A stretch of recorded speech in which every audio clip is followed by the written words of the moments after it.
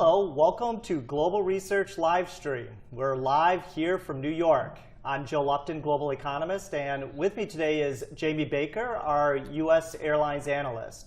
So we're here today to talk about oil, what's happening to oil, and then in particular how it's impacting Jamie's industry, the airline industry, how it's going to play out, particularly over the next 6 months or so. Before beginning with Jamie, I think as an economist, it's important to recognize that when we talk about oil price moves, you want to think about a number of moving parts. The first thing is kind of what's driving the oil price move? Is it a supply shock or is it a demand shock? If it's supply driven, our research tend to suggest a 10% move in oil prices will weigh on GDP growth by about 15 basis points over the course of a year.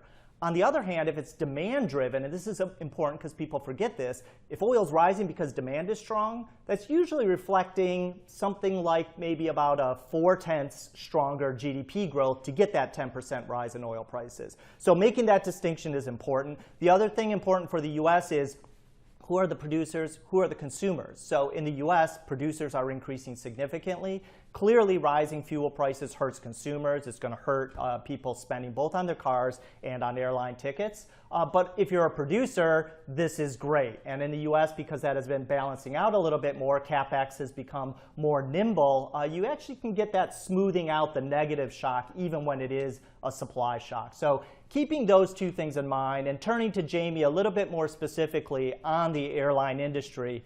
Jamie, we've had about a 20% rise in oil prices, say, since February, maybe a little bit more. I would characterize probably the bulk of that related to some supply sense, and to the degree that you have a lot of uncertainty out there in terms of the Iran deal, raising concerns. You have OPEC, also the supply cuts, that's doing some damage there in terms of raising prices.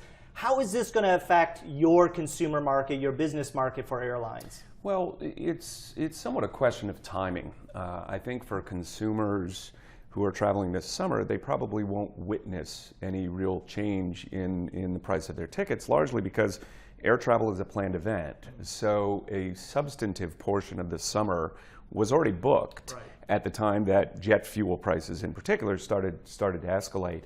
Procrastinators, if you're just now sitting down to plan what you're going to do this July, this August, you probably made a mistake, in waiting this long. Okay, sorry to hear that. I do think that as the industry begins to recalibrate for higher fuel through the form of pushing up ticket prices and also curtailing capacity, that's more of a post-Labor Day event. So I would expect, for example, consumers probably aren't thinking about Thanksgiving travel or the December holidays. Fares will be up by that point, and corporate travelers will see some inflation as well. Do you have any rules of thumb in terms of a 10% rise in oil prices does what to your kind of equity prices? It's hard to say because fuel rarely moves without other inputs moving as well. Right. Exactly. And to your point, yes, there is some supply-related pressure that's pushed up jet fuel in particular. But at the same time, the economy is really strong. And airline revenue managers are already characterizing this as one of the best demand environments that they've seen before. So it's hard to say that there's ever a rule of thumb, per se. And I imagine there's some hedging that goes on as well? There used to be. Okay. So when the industry's collective balance sheet was fragile, when some of these airlines were one exogenous shock away from a potential bankruptcy event, yes, there was a lot of insurance, there was a lot of hedging that took place. Today, the industry enjoys, an investment-grade balance sheet, broadly speaking. Liquidity levels are at all-time highs, so there's less need, for that type of insurance. So there's still a little bit of hedging, but it's mostly spot. Okay. And again, another benefit of that is that if fuel pressures are applied equally, then the airlines individually will respond equally. What we don't want to see, certainly as investors or even consumers, is a situation where one airline has a massive hedge advantage that can be used in a way that would be disadvantageous for the industry. Right. So in terms of stepping back to the summer season here, we said there's a timing issue. Yeah. the distinction between consumers and businesses is also kind of interesting. But obviously, business travel is much more high margin, right? Yeah. And by contrast, consumers lower margin. Do we have to think about that split in terms of the oil impact? We do. There are a couple things going on. To your point, business travel tends to be higher margin and also relatively inelastic. I'm not in a position as a typical business traveler to tell my boss, no, I'm not going to attend that meeting in London because a $3,000 round trip business class fare is now $20 higher. Okay. But when you think of, so certainly there's a tendency for the airlines to try to squeeze business travelers a little bit more.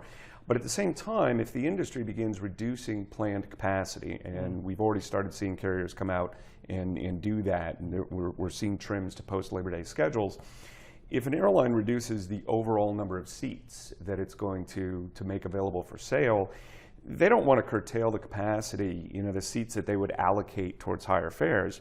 It's the seats that might have been allocated to a $49 one-way fare or a $59 one-way fare.